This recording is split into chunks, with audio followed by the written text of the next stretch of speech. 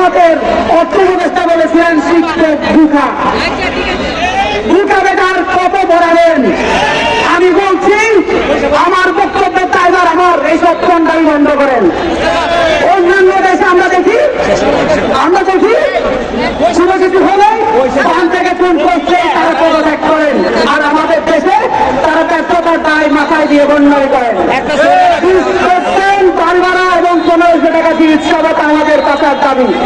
এই পাচার দাবি উপেক্ষা করার কোন চেষ্টা করবেন না। কিন্তু ছাড়া এই দাবি মেনে নিন। কোন যদি কিন্তু আমরা চাই না। যদি এর বাচ্চার পাশে তাহলে লাগাতার কর্মসূচি চলছে।